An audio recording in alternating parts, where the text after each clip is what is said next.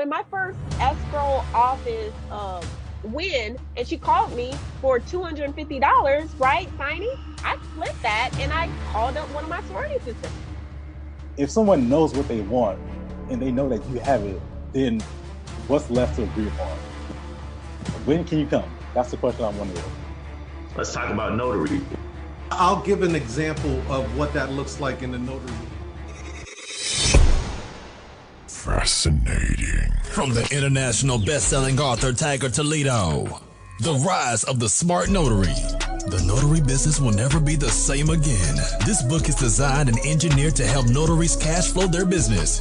And as a #1 new release on Amazon and hit the top 5 bestsellers list, this is the perfect gift for this holiday season. Buy one now for yourself and a fellow notary public.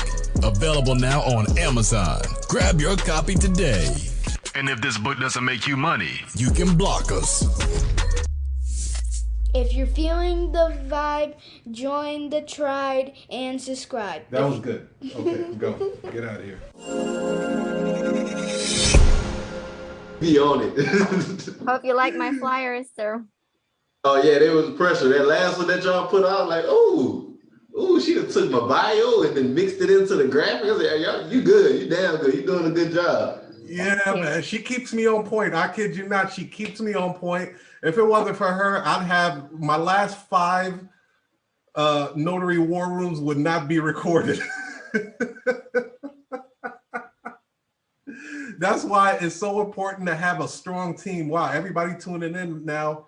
We got quite a few more people on here. Appreciate you tapping in, Carletta. Yeah, thank you, Bree. Thank you. Salute to you. I have a very special guest tonight, or this afternoon. David Bellard. He is 1/4 of the Black Wealth Renaissance podcast. The name is self-explanatory, ladies and gentlemen. Black Wealth Renaissance. I truly believe that we are going through the new renaissance of Black entrepreneurship.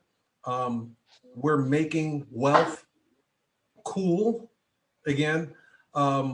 And not only in the aspect of, hey, look, I'm a drug dealer, I got all this fancy clothes, fly clothes, but we're showing people with business credit. We're showing people about how to automate their notary business. We're showing people about insurance, how they should have insurance in their business. So we're sharing more than just the notary. After a while, shit, man, how many documents can I show you how to notarize? We need to expand these empires, man. We need to build our kingdom. And I am very, very happy to have my very, very special guest, who I'd like to call a friend, David Bellard.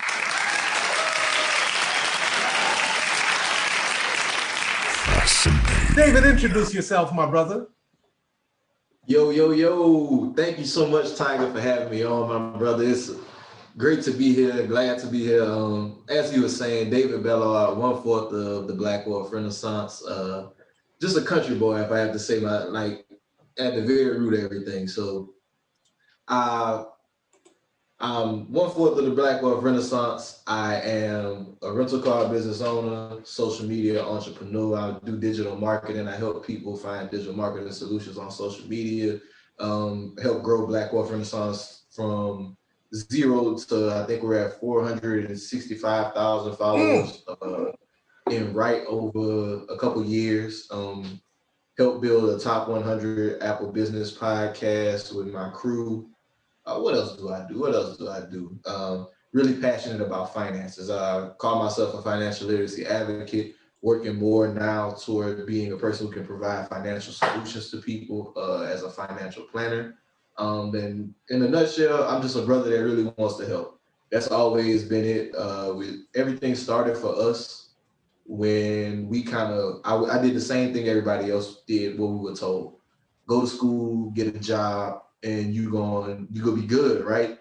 Well, I went to school, didn't get the job right out of school, had to go back to school to get a job. And then I was like, okay, I'm just working now.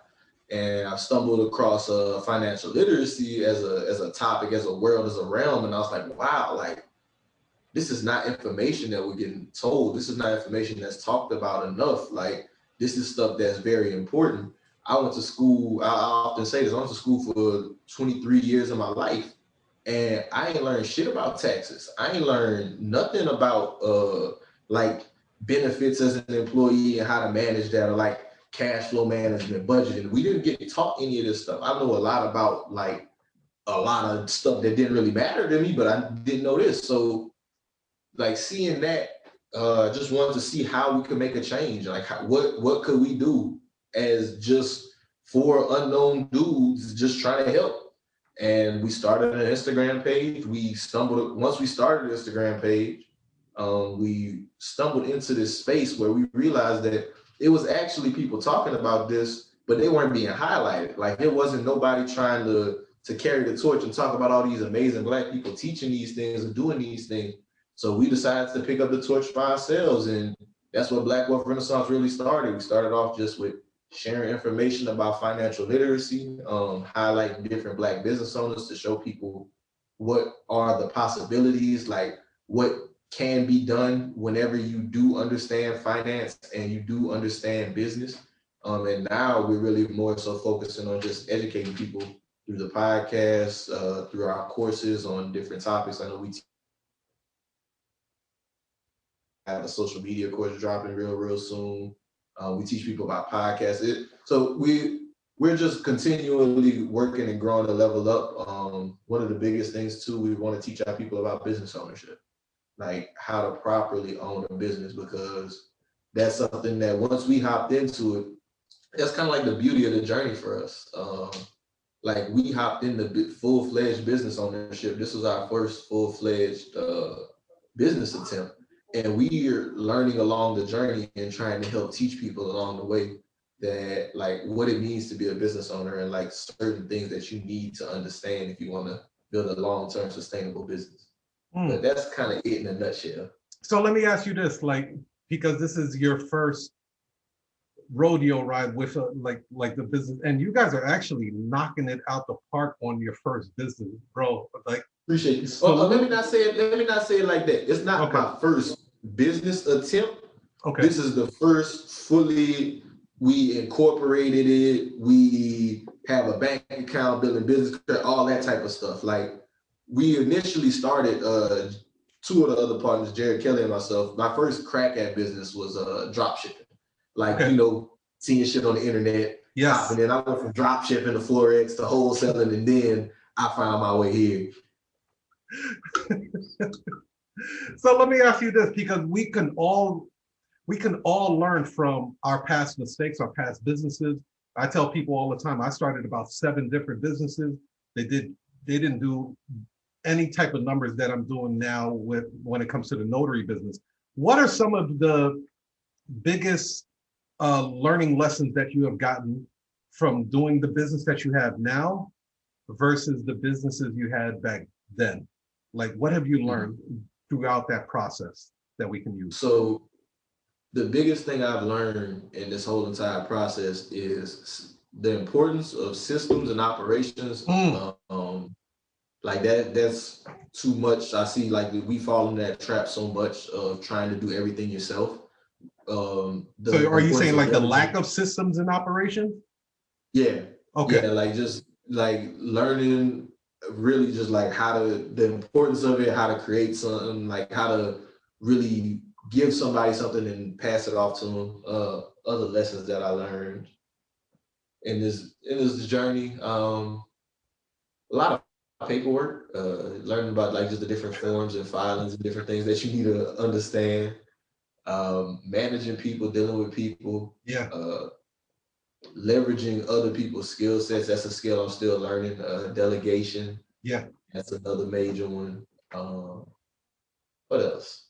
And the power of relationships, I'll say that as well. The power of relationships. I used to really think that like with business, it's all just about what can you do, but a lot of times this is more about who do you know and like how are you adding value to those people, so that and it's just a reciprocal relationship. You know, one of the things that I had a problem with my other businesses was I had a high level of anxiety when it came to delegating and giving responsibility to other people, because I had in my mind that I'm the only one that can take care of that. Exactly. Yeah. Exactly. And I did not feel confident enough to give that responsibility to somebody else. And the biggest lesson I learned is that I learned that my leadership skills was shit. I didn't have strong enough leadership skills, because if you have to have patience to train someone, to give them the right instructions and give them room to make mistakes, right?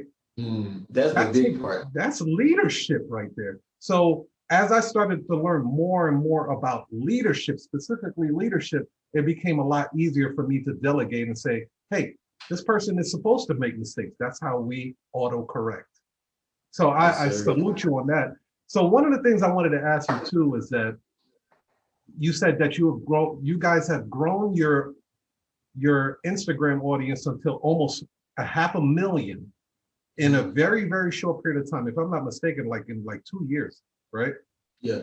Now, look, ladies and gentlemen, you guys know I keep it 100 grand in the hand. I paid for some subscribers, goddammit.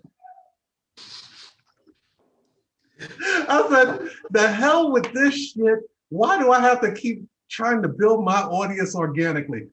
This guy over here, he said if I gave him $20, he'll get me 2,000 followers and shit. Some dude randomly DM'd you and hit you with that. Yo, I paid the dude $20. Yo, my Instagram shit just went. I was like, yeah. Who got the following now, baby? Who's popular in the house? 3 weeks later, my shit went. Yeah, man. Damn bots, bro. Damn bots. So what kind of advice would you give? I wouldn't suggest buying followers. That's my experience. I bought followers in the beginning. It looked good for a very short period of time, and then I lost all of my followers. Now everything is organic, but my numbers are nowhere near what you guys have. What tips can you give people on how to grow their social media presence? Okay, so growing your social media presence, I think the biggest mistake people make too often is not keeping it people-centric. It's real easy to get caught up in the numbers. You want those numbers, and to your point about buying followers, it's a shortcut. It seems like you just want those numbers to get the eyeballs, but you need to make sure that you're not just focusing on the numbers. You need to focus on the people. How are you actually adding value and helping people so you can build a sense of community? And that comes from actually talking to people, actually responding to people, actually having conversations with different members of your audience, so that they can actually have a connection and a tie to you, and they know that you're providing information. When we very first started BWR, I didn't care what anybody DM'd us. It could be a question I ain't had an answer to. I'm going to respond at the very least. And if I don't have an answer, I'm gonna let you know I don't have an answer. But look, here are some resources that I found that may be able to answer it for you. So I think that's one of the big things, is keeping it very people-centric. Now, when it comes to just growing and scaling, I think everybody needs a plan before you do anything. Okay. If you're going to create a social media account and you're looking to grow, you need to have an idea of what type of content you're trying to put out. So I'd say before you start anything, look at 4 to 5 of the biggest pages that you see, people that are in your niche, your area, whatever it is, and see what they're doing. See how people respond to the things they do. See what type of hashtags and things they're using. All these things, they play into your social media plan. So like I said, study 4 to 5 of them. Take note of the types of contents that perform well. Was it tweets? Was it infographics? Was it videos of them talking? Was it just a quote post? Was it memes? Just pay attention to what people are really I see somebody say a lot of notaries post cheesy ass memes. Do I have to start doing that? If the cheesy ass memes is getting leads, yes, you need to start doing it. That's the point. It's about what works. So first, you need to identify what's working for other people, right?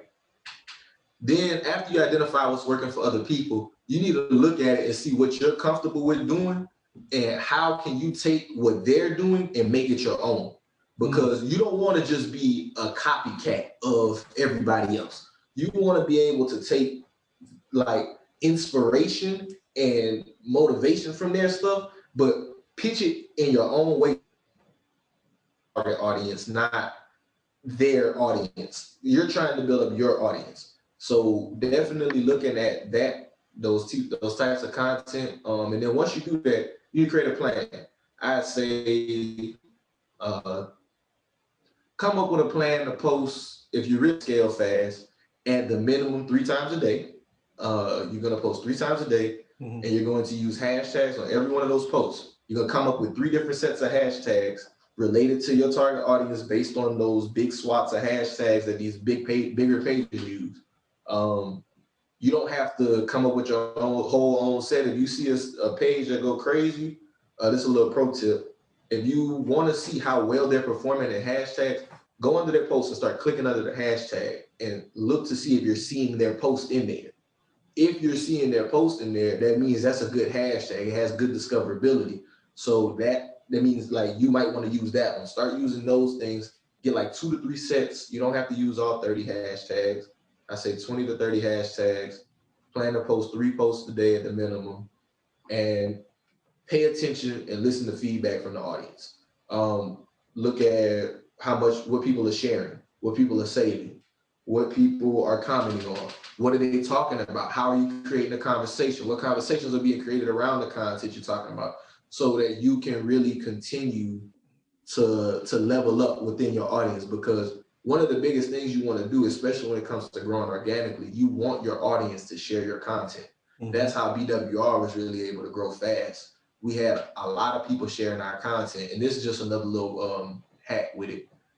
Get in with those same people that you kind of study, people in your niche, people that are like do things to where you get noticed by them. Maybe it's reposting their content. Maybe it's creating special content on your page that's highlighting them. Maybe it's taking taking a feature or something, just making something on your post to like put you on their radar so that they know that you're a person who's in this space, and they may just show love. Whenever you show love and you genuine, people show love. That's just one of the biggest things. Like, you can't do this alone. Social media is very social.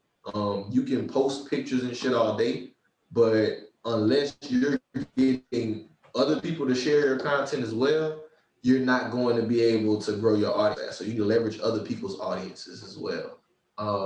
Trying to think any other things. I got like a whole Rolodex information. That's solid, man. Those are some solid tips. Me and what's interesting is this.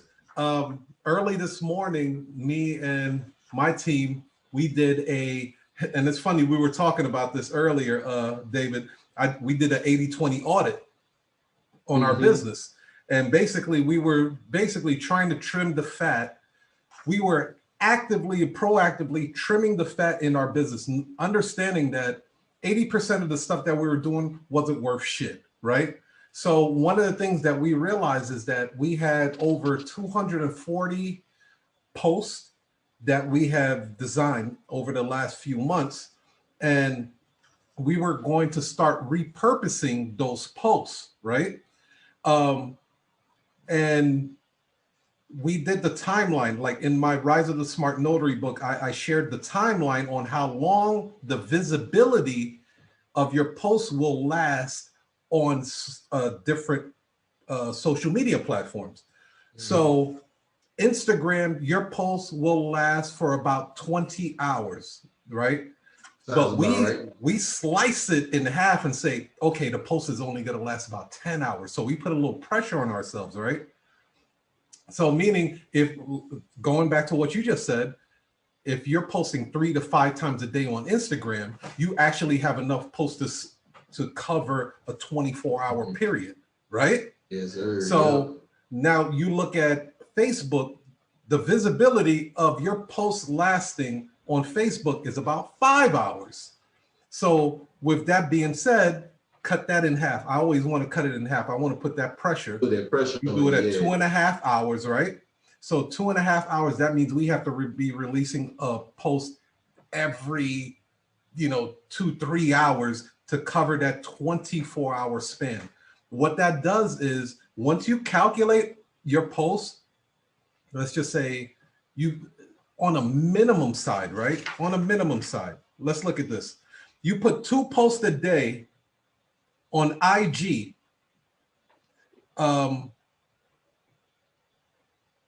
What does that come up to? 7 days a week. 7 days a week, you'll have 14 posts. 14 posts covering 24 hours. You have now solidified or locked in a spot to be visible for 280 hours a week. Mm-hmm. You feel me?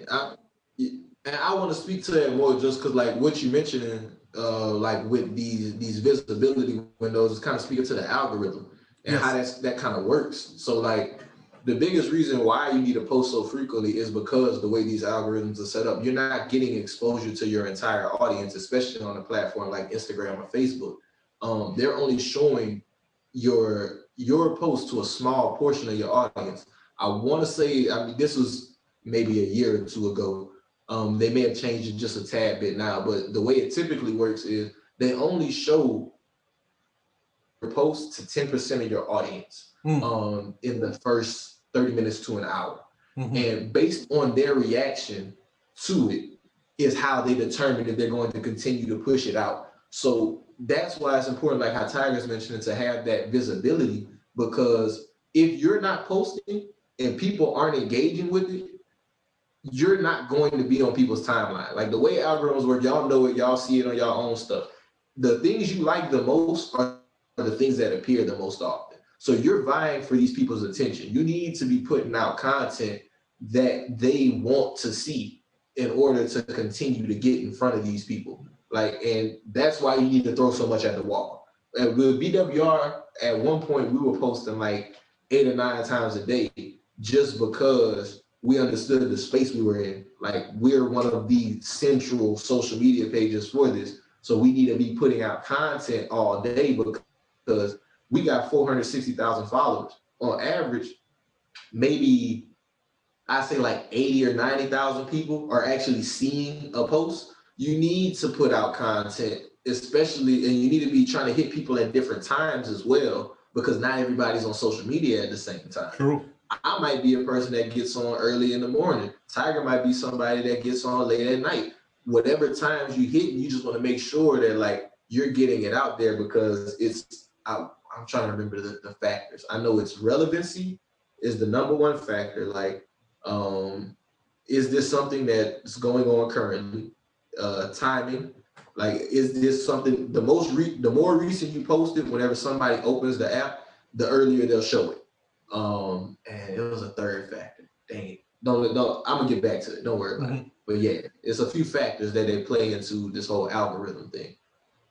Interesting, man. So I hope you guys are getting value from this. Like, he's dropping gems. He's telling you guys how him and his team were able to grow his podcast channel, which was, I think you guys hit, if I'm not mistaken, top 10 in podcasts in Apple podcasts. Yeah, we peaked at number 23. We peaked all the way up at 23 at one time. It was an amazing run. On average, we rank up at like 100, like we're in the hundreds. Like, we'll float around like 100, either plus 20, minus 20. Like, we'll be in the 80s, the hundreds, and every now and again we'll make a push. It just depends. Yeah. While we're still on, let's beat up social media up a little bit more. So let me ask you, when it comes to the post, I'm sure there's a few people on here that think, oh man, I ain't got time to be putting posts on social media all day like that, man. I'm too busy. I'm ripping and running. I'm doing all of these things. Do you guys have an automated system where you have posts being released, or are you guys manually putting it out yourself right now? Oh no, my brother, we got apps for that. I already knew. I had to put it out there because, like, people will be like, hey, You know what's crazy though? I think about a year or 2 years ago, I used to hear more about apps like Hootsuite, Buffer. Who's that? This I can't see it. Notary. What is it? This is the app we use. It's called Notary. This is our content for the rest of the week. We got it all laid out already.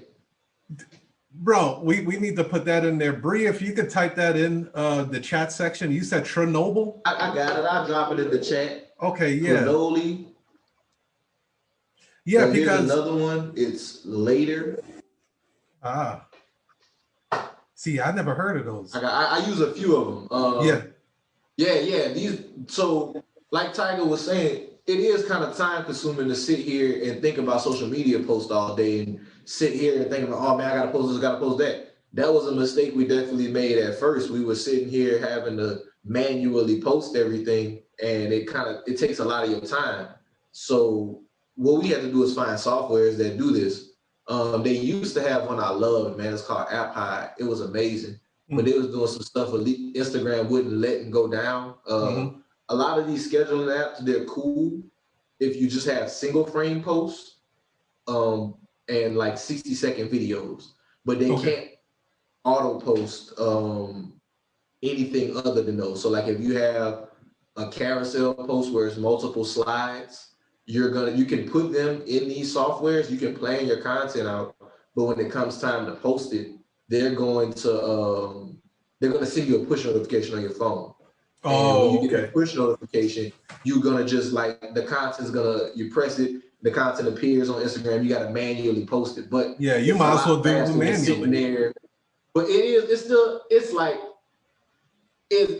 kind of a catch-22 with it, because it's like you could just put it as a draft in Instagram for the same thing. Oh shit, my computer finna die. You could just put it as a draft, but it is kind of convenient if you had like a specific time that you were thinking about and maybe you would have forgotten if you didn't. It gives you a push notification to kind of help you. But yeah, these apps, they're really convenient for that reason though. Like absolutely, at the very least, you don't have to sit here and think about content all day. It just gets posted. Yeah, because in our organization, we use Buffer, right? So Buffer, at first I used to use Hootsuite. I got off the Hootsuite and went over to Buffer, and then that's how we send all of our posts. So like a lot of the posts that you see on social media, Bree has pre-populated everything almost for the whole month. We might send some individual broadcasts in between, but we're not physically manually putting these posts out. We have it scheduled to release one in the day, one in the afternoon, one in the evening, just like you said. Like some people wake up at night. We want to increase it, like you said, like ideally it would be like 7 to 9 times a day, right?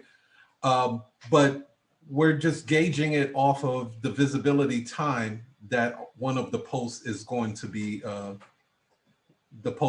visible to an audience.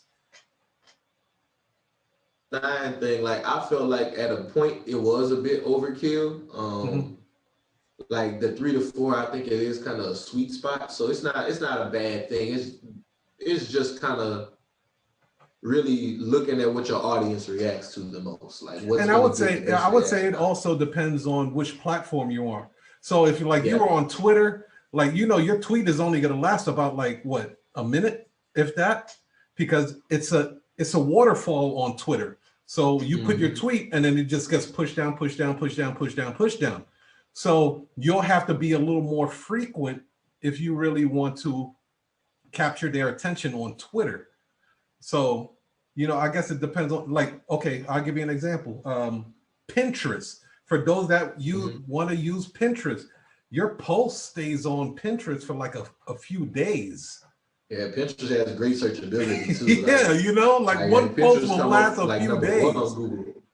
So that the longevity of your visibility on Pinterest is much, much longer than Twitter, Facebook, or Instagram. Love it, man. So the next thing I wanted to talk to you about, because you are in the financial space, like you were saying that you're getting into the insurance side of things. I know we have a notary on here that also have their Series 9, they're in insurance as well. as these notaries start making more and more money, like, you know, they're on this notary war room, they're learning new ways of optimizing their time, maximizing their time, the income is coming in. What are some of the vehicles you would suggest that notaries start looking into on how to put their money to work for them instead of them working for the damn money all the time? I got you. So, well, first and foremost, as a notary, as you grow on the scale of your business, your first priority should continue to be like making sure before you do anything with the money, like making sure your business is straight, making sure that you have enough money to operate and continue to grow, scale, do your marketing and all that.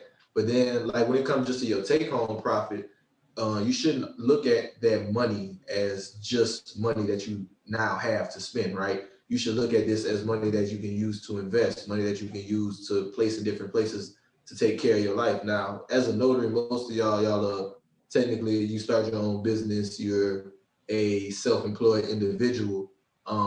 You don't have like the same things as a person with a job where, like, you know, you got your benefits and you get all that. Now you can get that set up, but you would need to go ahead and change your business over from like a sole proprietorship to an S corp and all that.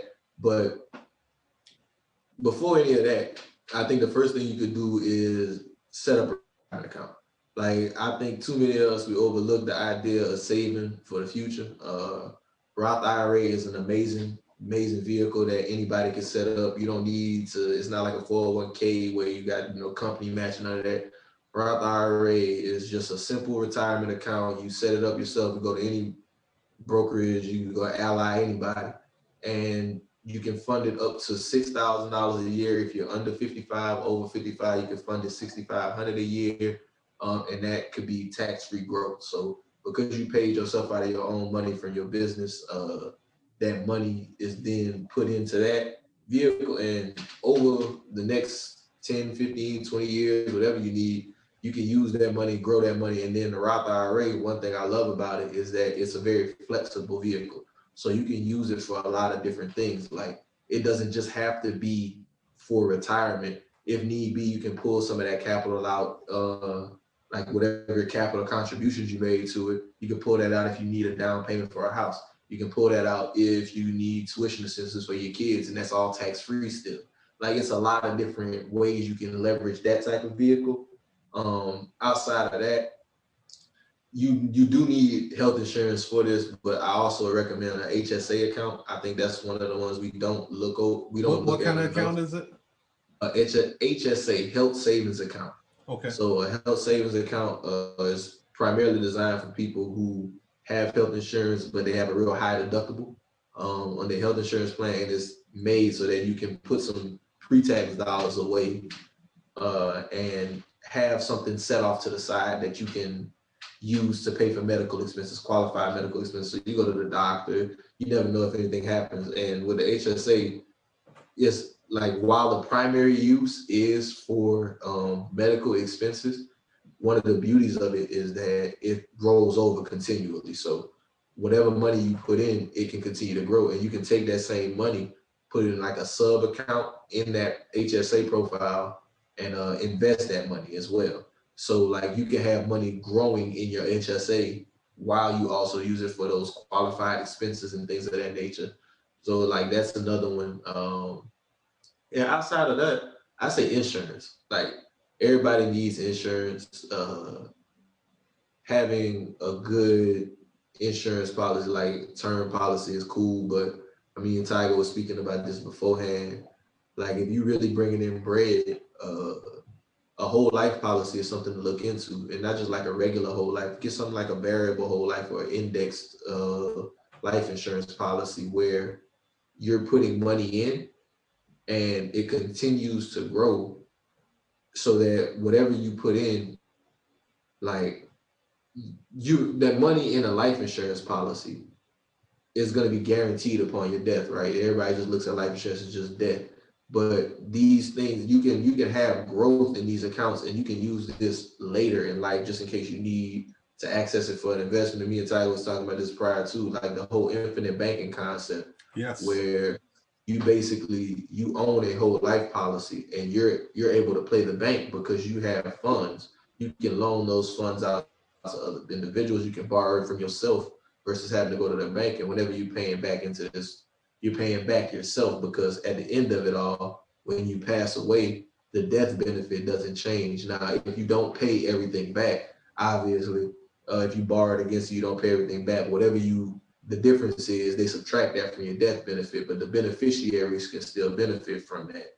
And that's another really good one that I think we don't look at too often. We always hear people talk about don't buy whole, just get term and invest the difference in like a brokerage or stock. But I always like to counter with the point that while you will get greater returns in the stock market, you're also exposed to more risk, and you need to be aware of that. Like, we all seen what happened last March. We don't know what's going to happen 5-6 years down. We don't know 5-6 months down the line what's going to happen. So having a vehicle where your money is protected, you're guaranteed a rate of return, it's always something to look into to manage your risk. Yeah, shout out, man. Hey, I hope you guys are getting this. Like, the Notary War Room is more than just learning about notaries. We're showing and teaching you guys how to build a kingdom, your own kingdom here. The more kingdoms we have out there, the better we're going to be when the shit hits the fan for any type of reason. And we'll have other people within our organization, within our network to lean on to find out, hey, what's going on this section over here? What's going on over here? We were chopping it up about the insurance side. I was telling David that I'm looking into getting to private banking. So I want to be in a position where I can actually be a lender to people, and maybe in some real estate and maybe in their business. And an insurance vehicle is a really, really good way for me to be able to do that. So, take this information, man. If it suits you for where you are right now in life, pull the trigger. If that's something that you want to, explore later down the line, write it down in your journal and then start going after that, slowly but surely, because you're going to get there. And I don't want you to get confused once all of this, we have notaries on here that are making like $10,000, $12,000 a month. You know what I mean? They're out there ripping and running. Like, what are you doing with all of that money that's coming in? There's only so many cars you're going to buy. Your bills are all paid up. What are you doing with the funding? You were saying something, David? No, yeah, I'm saying, like, you got to have that plan. Like, if you don't have that plan, like, how you allocating this money, you're going to end up losing it. I always like to think about that with budgeting. Like, budgeting is giving yourself a plan for your money. If you're making $10,000 a month take home, you don't need to just know that you're making $10,000 a month. You need to know how you allocate that $10,000 as well. Like, indeed, what's going where. Because if you go, and we got a free budgeting spreadsheet courtesy of BWR, if anybody was interested in that, y'all just say it in the chat. I'll make sure I drop the link to that in here. But like, if you don't know where it's going, you're just gonna keep spending. And yeah, you might have your bills and all that. You know exactly like what's the non-negotiables, but what about those discretionary things? You need a plan for that too, because when you don't plan for the discretionary things, that's how you end up blowing your bag on like fun things that you just did on a whim because you didn't have a plan. Right. Like, it's all about identifying first what's your priorities, seeing like, okay, this is what I'm trying to do. Like, what about, you got kids, you just by yourself, like, what's your goal? What's your ultimate goal with this money? Because just having money to have money, that's pointless. Like, you're not getting anything done. Like, we was chopping it up earlier about the PPP loan that's going out there right now, right? And shout out to my homegirl, Renee Dentman out there in California. Like, she's a corporate accountant, and she be chewing me out, yo. She be just like, you gotta have your paperwork in order, right? You gotta, like, I be feeling this small by the time we get off the phone conversation. But she's so right, because we're missing out on a lot of opportunity, a lot of allocated funds that are being distributed right now with PPP loans, with these IEDLs and grant money, and we're unable to tap into it because our bookkeeping isn't right, our accounting isn't in order, and we can't take advantage of this bread. Big facts, man. Big facts. My girl, Miss Business, high CPA, she had said the same thing. Like, it's so many business owners that's missing out on this paper because they didn't have their taxes together, or they didn't file the right forms. You just gotta have your P's and Q's together. That bookkeeping piece is major. You can really pay people like $50-$60 a month to keep your books for you. Because we all know, like Tiger, you know it as well. That shit's annoying. You don't want to sit there annoying as shit and going through your damn transactions like, oh, I spent this much money on this and this much. Nobody wants to do that shit. Pay somebody. Yeah, especially if you bring in money, that's an investment in your business to make sure that you can take advantage of these funds. And I know you were mentioning the PPP. Just for people that are like unfamiliar with it, that's the Paycheck Protection Program. That's the government response to the coronavirus for business owners that lost revenue or they were affected by the virus in some way, shape, or form. They're offering forgivable loans for those small businesses, people with fewer than 500 employees who are able to prove that they lost their income or they were affected negatively by the pandemic. So in order to get these loans, you got to go through the SBA, find a lender. They got hella forms and stuff you got to fill out. I'm not gonna get into the particulars of all that because I mean, that's a whole podcast in itself, to be honest. Yeah. But the gist of it is you use the money you can get the loan forgiven if you use the money to pay for expenses for your employees. Like 60% of the money got to go toward paying employees or payroll. This is if you have employees. If you by yourself, I'm not exactly sure what the rule is on it. I just know that if you pay yourself, it's all based on your net income. And then they multiply that by 2.5%. But you got employees, you got to pay 60% of that out to them and make sure everything on qualified expenses. And like you can get the loan forgiven after, I think it's you have to disperse the money between 8 and 24 weeks. So that means you got to use all the money that they sent out between 8 weeks and 24 weeks. So what that is like, what that is in terms of months, that's like 2 months to 6 months, 2 to 6 months. Got to use the funds. And yeah, it just keep going up from there. Like right now, the PPP is still available for anybody who hadn't done it yet. You can go, if you're a first-time person, you can apply. If you the second time, I think you have to be able to show that you had a 25% loss in your business, like a reduction in income over like year to year, quarter to quarter. So like if you show Q1 2019 and Q1 2020, you got to be able to show that there was a reduction in your income. Yeah. Being able to prove that. And yeah, that's kind of the general gist of it. Anybody have any questions specifically related to it? Let's go into the Q&A section of the Notary War Room now. So we had a Tech, shout out to Tech out there in East Oakland, California. He says, it's beyond me how notaries don't invest in their estate and trust, but yet they're notarizing a shitload of them, right? This is a game we stepped in. Yes, everybody was negatively affected by the pandemic. Well, Tech, I actually made more money during the pandemic. Yeah, me too, my dog. I ain't gonna be able to lie to you. Like I ain't even gonna hold you, son. Yeah, I can't.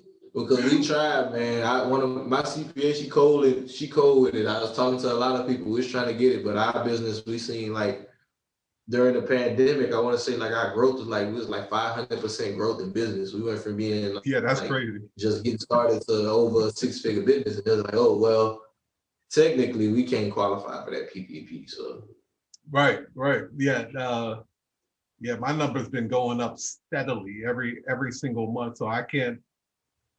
I mean, I'd have to have Bernie Madoff work on my papers and shit. Yo, Bernie, make it look like we took a loss. And then Bernie would rob me and shit.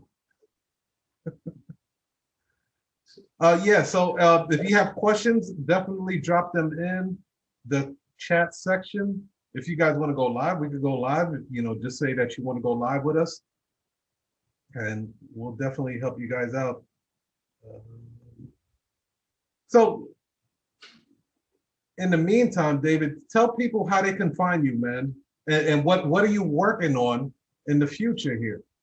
Okay. So you can find me on social media, Instagram at David the Goliath. The lovely Miss Bree dropped the link in the chat already. So if y'all want to follow me personally, y'all can go ahead and click that.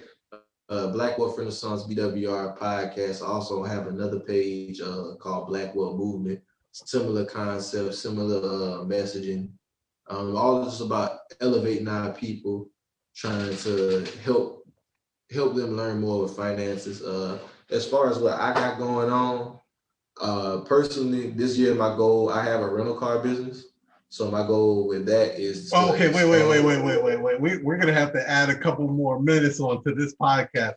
I gotta know about this rental car shit, man. I wrote it down on my board, like, ask David about this rental car business. Break that down to me, brother, because that sounds like a fun investment. So yeah, for sure. I've been enjoying this so far. So the whole gist of the rental car business is there's this platform called Hire Car. You may have heard another one called Turo, where you as an individual, you get to rent your car out to people and collect profits. I'm personally using Hire Car. It's a platform where they rent your car for a daily rate. I think my car is at like $41. They rent it at a daily rate and they use it to do Uber Eats, Lyft, that type of stuff. They use it for ride sharing. So they're using your car to make money, basically. That's the gist of it. They use your car to make money and they pay you to use the car. So do they put the gas or you put the gas?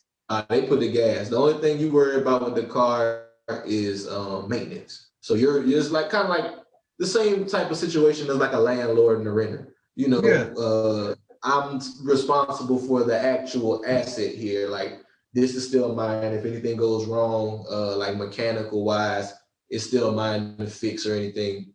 But like the beauty of it is with Hire Car, they offer insurance through the platform. Turo does as well.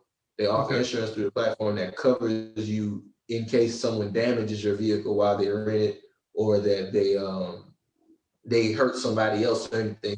And that policy, or they steal the car, all kind of things. They got all kind of craziness that can occur, but you're covered up to $1 million for property damage. They'll replace the car in the case of an accident. So it's beneficial. But the gist of the business, you get the car, you rent it out to people, and you collect passive income. So what I love about Hire Cars, because they're using the car to make money, these people, they'll keep these cars for a long time. The very first car we put on there, BWR as a crew, we got a car together and we put it on there. We bought one for like $9,000. This guy has been in the car now for, I think, since October. So it's been over 4 months he's had the car, and he pays every day faithfully. Wow. If he can't pay or like if there's any issues, we just text him. Like every time we need to do an oil change or like routine maintenance on the car, we just hit him up. Be like, hey bro, can you bring us the car so we can do this? He brings us the car. He pays for that day. We call him the next day. He gets the car back. Like, it's just beautiful. Dude, and I love it. I freaking love it. To date, I just want to give people like some numbers too with it. To date with that vehicle, I want to say it's made like right over $4,000. They'll usually like it'll cash flow like $800 a month. And yeah, like I think it's like right under $4,000. It's made just off him alone, and we only paid $9,000 for the car. Right. It hadn't even been a year yet. So like it's definitely a play. I went ahead and with my second car, I didn't buy it outright. I just put $1,000 down on it. And I got a little note on it. So basically I rent it out and it doesn't cash flow exactly the same. Like I'm not getting the whole 700, 800 in my pocket. But with this second car, I'm still able to collect like 300, 400 off the top every month. Just and then and it covers your monthly payment. Oh yeah, it paid a monthly payment. Like having it rented out for, I think it's 10 days a month will cover all my expenses and stuff. And usually these people, like I said, they keep these cars, especially if it's a good car.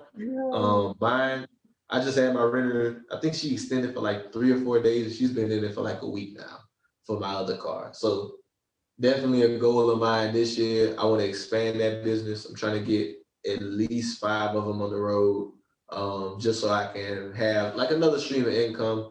It's a really passive business. That's one of my favorite things about it. I don't spend a lot of time thinking about it. That's why I really want to expand this, because the most stressful it's been, and the most time I've spent on it with my new car, my car, I got to tell everybody the good and the bad. I actually had a renter mess my car up, and I didn't file the claim process in time through hire car. So I ended up having to handle everything myself. And that took me out of the game for a little minute. And I think even then, I didn't spend that much time on it. Like, I had to go drop it off to the shop, get it fixed. I spent more money than I spent time on it, like getting fixed. But on a monthly basis, I'd say I probably spend less than 5 hours on it. It's just 5 hours a month running that business that gives you a positive cash flow. Passive, bro, like super passive. And it's building your credit because you're making you got a car note build. Listen, man. Hey, I put it in the book, bro. I didn't put that part because I wasn't up on that game, but I explained in the Rise of the Smart Notary book that we live in a shared economy right now. This is the shared economy. You can make money in real estate and not own a piece of property like Airbnb. Now you're showing us how you can make money owning a car and you're not even driving it and you're making money back, where other people are actually spending money or losing money every month. You're actually making money off of a vehicle. Oh my God. Turning what they call a car a depreciating asset, but shit, it's making money for me. That's all I feel. Exactly. Woo! That's phenomenal, man. Follow David Bellard, y'all. This guy got game for days. We could chop it up all day with this brother, man, because on his podcast, he interviews such influential people that drop hella game, right? Yeah, man. So it's hard to not, if you're sitting at the footstep of these legends that are actually proven and they have skin in the game, not to absorb some of that energy, some of that knowledge. I'd be doing myself a disservice. Yeah.